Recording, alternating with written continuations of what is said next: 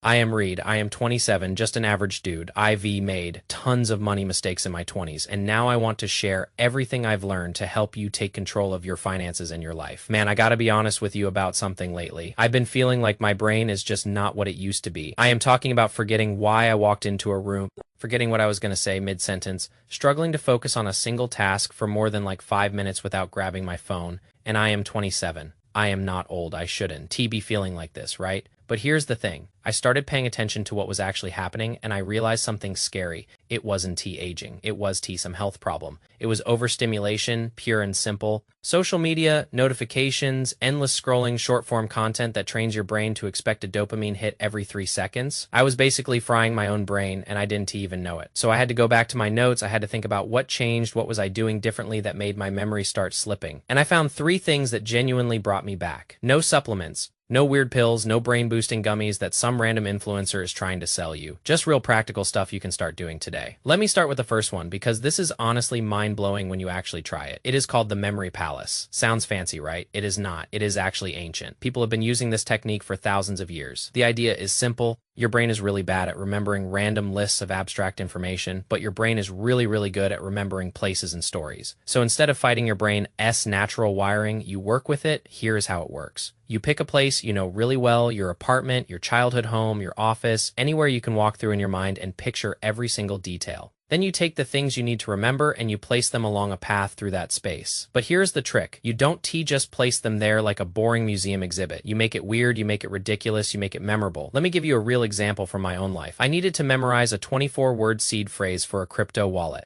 24 random words in order sounds impossible, right? If I just sat there staring at a piece of paper trying to brute force memorize it, I probably could have done it after like 3 hours of misery and I would have forgotten half of it by the next morning. So instead I used my childhood home as my memory palace. I walked through the front door in my mind. First thing, a giant monkey jumps on my head. That is word 1. I push the monkey off and it grabs a screwdriver. That is word 2. I look to my right at the window and there is a coconut sitting there with an axe next to it. Words 3 and 4, I pick up the axe, crack, open the coconut, and the monkey realizes he was just hungry. He is happy now. I just memorized 4 words in like 10 seconds because my brain latched onto that ridiculous story. Then I walk into the kitchen, grab a glass of water, look out the window, and there's a grown man sitting in a baby stroller. More words, I keep walking through the house room by room in a consistent direction. Clockwise in my case, and every item tells the next part of the story. By the time I finished walking through the whole house, I memorized all 24 words in order without even trying. And the best part is I still remember them months later because the story is so weird that it is basically impossible to forget. Now you might be thinking, okay, Reed, that is cool for crypto stuff, but what about real studying? What if I need to remember the parts of a cell for a biology test? Same thing. The nucleus is sitting on the couch, the mitochondria is the oven in the kitchen because it is the powerhouse. The cell membrane is the front door. You connect abstract concepts to physical objects in a space you already know. It works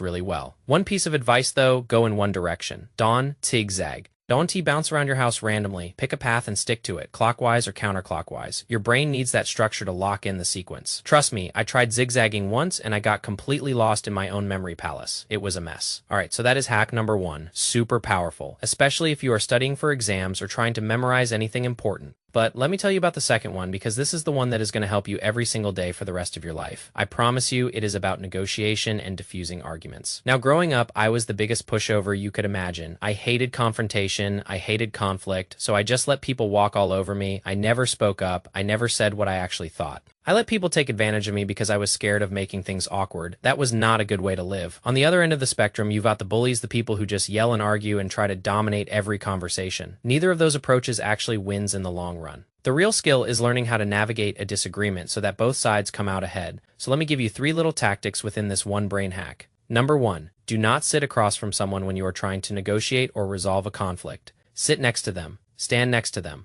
Put yourself on the same side. Think about it. When you go to a car dealership and you sit across the desk from the salesperson, it feels like a battle. You as them winner takes all. But if you stand next to them and both look at the car together, now you are on the same team. You both want a fair deal. You both want to figure something out that works. It completely changes the dynamic. Same thing applies with your partner. If they re-upset with you, don't sit across the table and stare at each other like you are in a courtroom. Sit next to them on the couch. Now you are both looking at the same problem from the same angle. It is so simple, but it works. Number 2, talk in person, not over text. I cannot stress this enough. Text is the worst possible medium for resolving any kind of conflict. You cannot convey tone. You cannot convey intent. You type something that you think sounds totally reasonable, and the other person reads it in the most aggressive, angry voice in their head, and suddenly you are in a full-blown fight over nothing. I've done this so many times, man. IV sent a text that I thought was completely neutral, and the person on the other end interpreted it as me being mad or sarcastic or dismissive. It ruined entire conversations. Now, if I sense any tension, I pick up the phone, I call, or I meet them in person. Even a voice message is better than text because at least they can hear your tone. They can hear that you are not angry.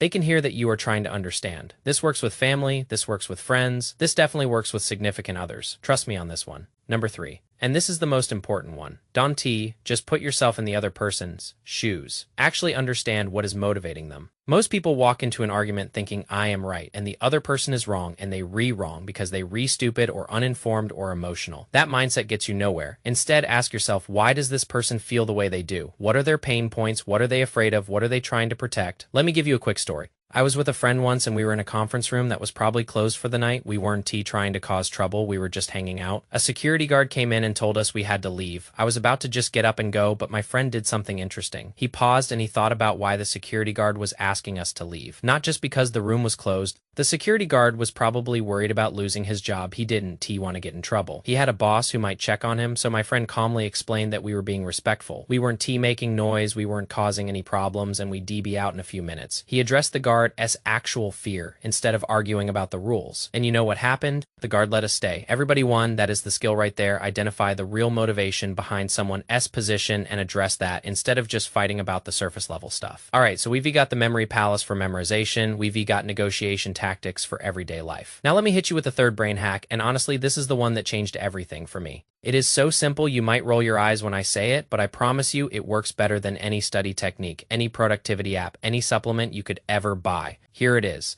The best way to learn something is to teach it. When I was in high school, I took AP exams, but I didn't actually take the AP classes. I know that sounds weird. I was just kind of doing my own thing. But to study for those exams, I needed a way to actually retain all that information. So I created YouTube channels where I taught every single topic I needed to know. I taught biology, I taught history, I taught whatever was on that exam. And here's the thing, you cannot teach something you don't fully understand. When you sit down to make a video or write a blog post or explain something to a friend, you quickly realize where the gaps in your knowledge are. You realize you kind of understood it, but not really. And that forces you to go back and actually learn it properly. That is the hack. The act of preparing to teach forces your brain to organize the information in a way that makes sense. You have to know it well enough to explain it to someone else in simple terms. And that level of understanding is way deeper than just reading a textbook or watching a lecture. I did the same thing when I started my channel at 18. People ask me all the time, how did I learn about finance and investing and all these terms? The honest answer is I learned most of it by making videos. I wanted to make a video about short selling. Well, I couldn't make that video unless I actually understood what short selling was. So I studied it, I learned it, I figured out how to explain it in a way that made sense, and then I made the video. And by the time I hit record, I knew that topic inside and out. That is the power of teaching. You can do the same thing without a YouTube channel. By the way, tutor a friend, explain a concept to your roommate, write a blog post, record a voice memo explaining something to your future self.